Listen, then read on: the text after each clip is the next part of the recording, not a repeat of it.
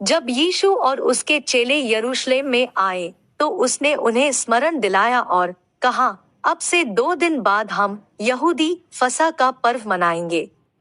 लेकिन उसी समय सैनिक मुझे गिरफ्तार करेंगे, मुझे पीटेंगे और लकड़ी के क्रूस पर मुझे मार डालेंगे।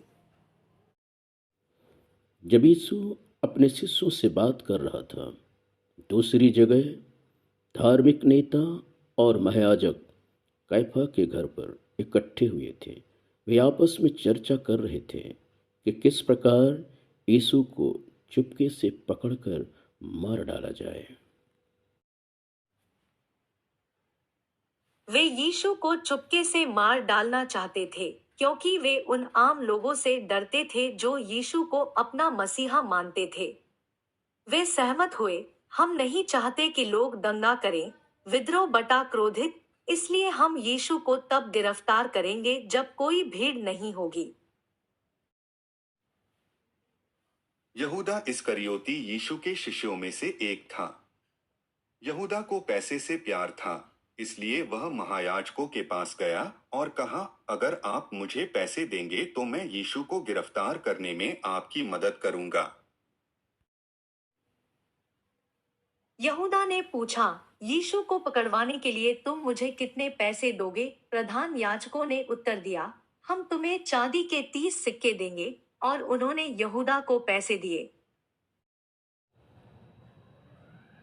इसलिए यहूदा हर दिन यीशु को महायाजकों के हाथ पकड़वाने के लिए समय और जगह की तलाश में था। जल्द ही 7 दिन की पर्व शुरू हुई, जिसे अख़मीरी रोटी या फसह कहा जाता है। चेलों ने यीशु के पास आकर पूछा, हम अपना शाम का भोजन, फसह का पर्व, कहाँ तैयार करें? यीशु ने 2 शिष्यों पतरस और यूहन्ना से कहा, यरूशलेम शहर में जाओ, वहां आपको पानी का घड़ा ले जाते हुए एक आदमी मिलेगा।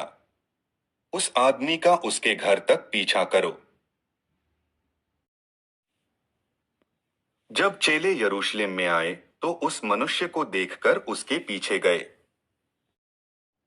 चेलों ने उस मनुष्य से कहा, हमारे गुरु ने हमसे कहा कि तुझसे पूछे कि वह कमरा कहाँ है जिसमें मैं और मेरे चेले सांझ का भोजन, फसह का पर्व, साथ खाएंगे।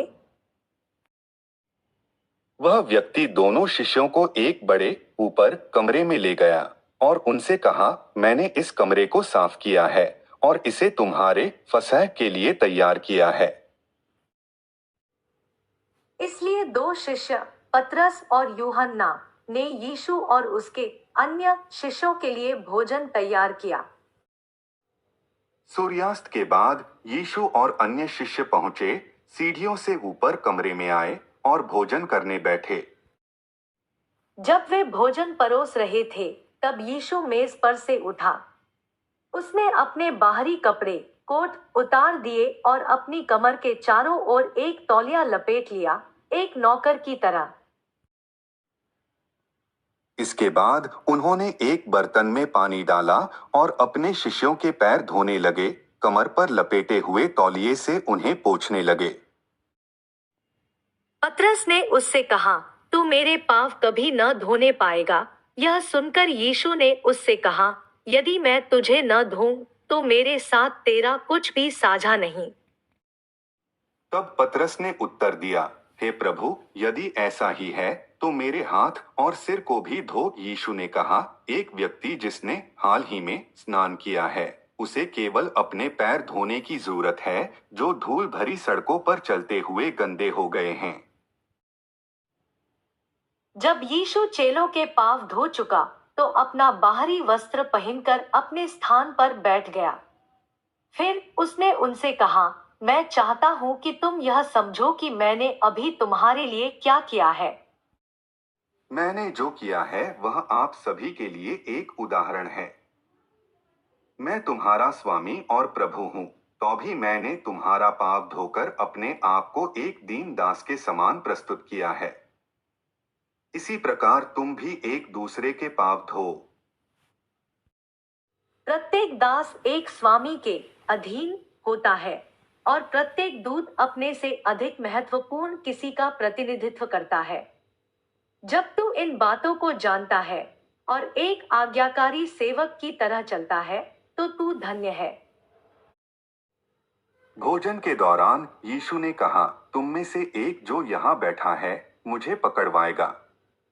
शिष्य एक दूसरे को देखते हैं, आश्चर्य करते हैं कि यीशु के शब्दों का क्या अर्थ है। तब यीशु ने कहा, यह वही है जिसे मैं यह रोटी का टुकड़ा दूंगा।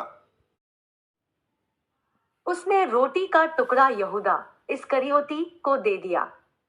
जो ही यहूदा ने रोटी ली, मेज से वह उठा और रात के अंधेरे में चला गया।